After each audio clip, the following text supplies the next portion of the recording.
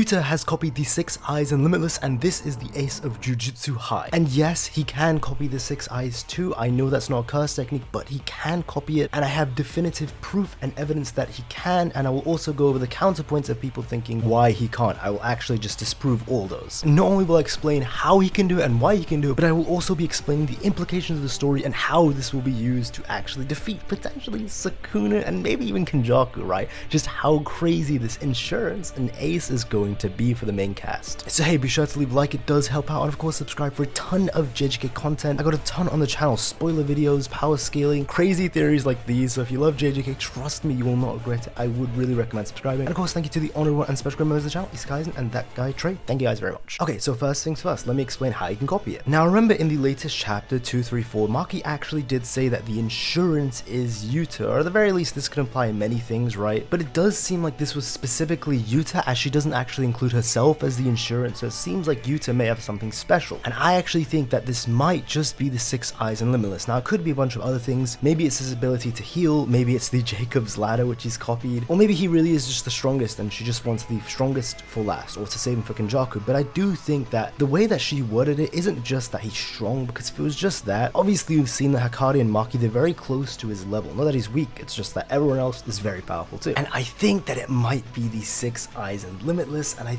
really do think that's what the insurance is, the ace, because again, it is possible for him to copy both of them, and I will be explaining that now. So the first thing is, yes, he can copy inherited abilities or abilities that aren't curse techniques. And we've actually seen this when he copies Inumaki's curse technique, the curse speech. He also got Inumaki's natural born inherited trait, the snake eyes and fangs, things that you're naturally born with. And I've seen a lot of people say that, oh, the snake eyes and fangs aren't like the Six Eyes. And I have seen zero evidence for that, absolutely zero. And I've gotten hundreds of people saying and replying to the main tweet saying, that's not the case, it's not a genetic ability, it's not something you can copy, but no one gave a reason why, zero. First point of evidence is that they are the exact same. The Six Eyes is something that you're born with, right? It's given to you at birth, and it's also something that you cannot turn off, just like the snake eyes and fangs. These are things that you're born with from birth, and you also can't turn them off. Wow, look at the similarities right there. And the second and big point is, in the data books themselves, and this is a big reason why people don't include the Six Eyes as a curse technique, is the data books actually don't include the Six Eyes as a curse technique. As you can see, they only include the Limitless for Gojo's own section. Now, would you look at that, when we look at Inumaki's section, there's no snake eyes and fangs and just curse speech. It's almost like it's the same as the Six Eyes, right? Both things that the data books are saying aren't curse techniques, both things that you're born with, and both things that you can't turn off. You can be born with curse speech. This is actually talked about in a data book. Many people are born with curse speech, but specifically the snake eyes and fangs is a genetic trait that's pretty prized and that comes along with curse speech. The two things are separate, just like how you can be born with the Limitless and you may not have the Six Eyes. The only exception is that he didn't actually do this in JJK 0, but he did in Sendai, and this means two things. One, GEGE has just retconned the prequel, and this is insanely likely. What do you think is canon? A prequel story that was written before JJK even existed, and this was before domain expansions even existed too, and when the power scaling was completely off, as if we take JJK 0 to be fully canon, not to say that the events didn't happen, they did, but if we just say all of the scaling is such as canon, Miguel is like well over 15 fingers level of strength, right? Or he would one-shot Urume or anyone else in the cast if we just actually take it to be canon. What's canon is the actual mainline story, and even more than that, Sendai Colony is very recent. Yes, he didn't have the snake eyes and fangs tattoo in JJK 0 prequel manga, however, in the actual main story he does, and especially in the Culling game, one of the most recent arcs that we just got, he does actually get not just the curse speech technique, but he got the inherited trait, as we discussed before, it is an inherited trait, of the snake eyes and fangs on his mouth and throat. Or it could be option 2. It's possible that Yuta's copy has just gotten better since JJK 0, and over the past year, now he can copy inherited abilities alongside the curse technique, so maybe before he couldn't, but now he could. That's just an inverse explanation to explain the big inconsistency in JJK 0, because clearly in Sendai he did copy the inherited ability, whereas in JJK 0 he didn't. So whichever one you want to go with, you know, either GEGE retconned it, or Yuta's just gotten better with copy and now he can copy inherited abilities, either one works. Now the other argument as to why Yuta couldn't actually copy the Six Eyes and Limitless is the fact that, well, Tengen's statement where there can only be one Six Eyes Limitless user at a time, or something along the lines where one is only born every 400 years or so. It was some big amount of time like that. And the issue is that this statement is very vague, as it doesn't definitively say only one can exist or one is born, but it really just treads along the lines, and you can interpret it either way. You could even interpret him saying one one can only exist as one is only born every 400 years or so. And I think this is what makes the most sense. It's not like the universe just wouldn't allow Yuta to have the Six Eyes Limitless. Like, the universe itself is going to stop him from letting him use his own curse technique, because it's like, nope, there can only be one. I think he can copy it. I think this is just referring to someone being born of it every 400 years. And even then, Tengen is actually saying it like it's destiny. Destiny is actually choosing, oh, there can only be one every 400 years. Well, would you look at that? Someone named Toji Fushigudo shattered destiny, and destiny is completely off course right now. So now it's possible that there could be more than one Six Eyes Limitless user. And again, even then, if Yuta copies it, it's not like he's a true user of it. All he's doing is using a copied set from Gojo. He's not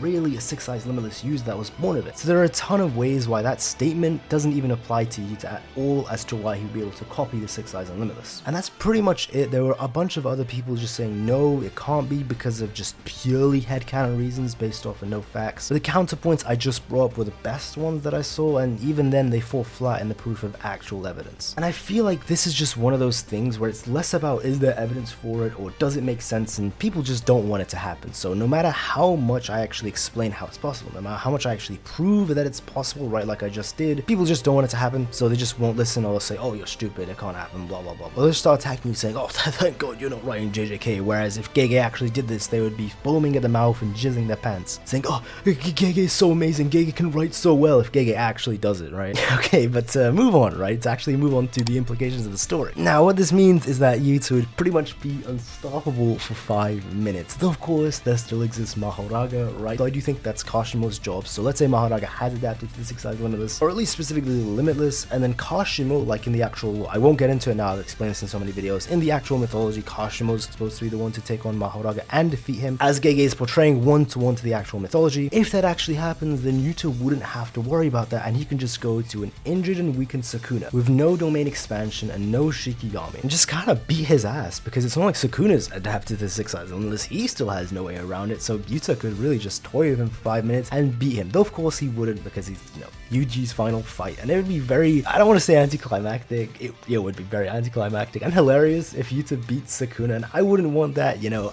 I'm a big Yuta fan, but I'm also, I don't want to see the reaction that would come out if Yuta actually was the one to beat Sukuna. Oh my god, the Yuta fans would be insufferable if that happens. I wouldn't hear the end of it until I die. Man, like, let's just hope that doesn't happen. But it could also be a trump card for Kenjaku, right? Yuta's fine Kenjaku, he's getting his ass beat, his cheeks clapped, his Rika snatched, and he's just on the ground lying defeated, because it's crazy. Even Meimei says, even if all of us team up together, you know, maybe we could beat Kenjaku. And it's pretty crazy that Meimei has to say maybe when it's including all of them, so it's possible that, yeah, the Six Eyes Limitless is just the trump card to beat Kenjaku, even though I don't think they might need it. I really do think if you just throw in Yuta, Maki, and Akari, oh, Kenjaku's getting stomped, but they're probably thinking that if all of them fight Sukuna, they'd probably sustain heavy damage, be very injured, and lose a lot of cursed energy, and this injured group, then if they have to fight Kenjaku, they may not be able to beat it. And let's not forget that 1 month has passed, and like I've said in previous videos, I actually think Yuta has gotten really strong. I mean, way stronger than he was, especially during Sendai Colony, because let's be real, if that version of him just through actual direct scaling had fought Mahoraga, he would have gone one shot, including Rika. But all of a sudden now he's very confident to take on Mahoraga and Agito, and he's thinking he can actually stall them at least for 5 minutes. Yeah, for sure, like I said before, I think all the main cast has gotten way stronger over the past month. Makes sense, they are training to fight Sukuna of all people, so they've probably been training like hell. So however strong Yuta is with the Six Eyes Limitless, yeah, for sure that 1 month has definitely just boosted his strength, and who knows, maybe he's actually been training specifically with the Six Eyes Limitless with Gojo over the past month to get used to, or to get really strong with it. And maybe Gojo's taught him some tips and tricks of it too. And maybe he'll get Gojo's Infinite Void domain expansion and beat Sukuna that way. That would be really cool. But it's also possible that Yuta could use those 5 minutes as a time to stall. So he's thinking, oh, I can't really beat Sukuna with just the Six Eyes Limitless. But let's say Kashimo falls, and then there's really no one left to fight him. Yuta's like, alright, I'm up next. I'll go use the 5 minutes to take him on. And again, I do think that this is what Maki may have been referring to as insurance. I know the insurance doesn't mean it could mean that. It can mean so many different things. Again, Jacob's ladder, or just use his ability to heal, or just other things, but still, it's the fact that it's specific specifically Yuta that doesn't have to go out, and she's even saying, you know, I'll go instead in your place. And people are asking, you know, if Yuta has the 6 eyes and Limitless, why doesn't he just go out and help Gojo? Why didn't he do this from the beginning?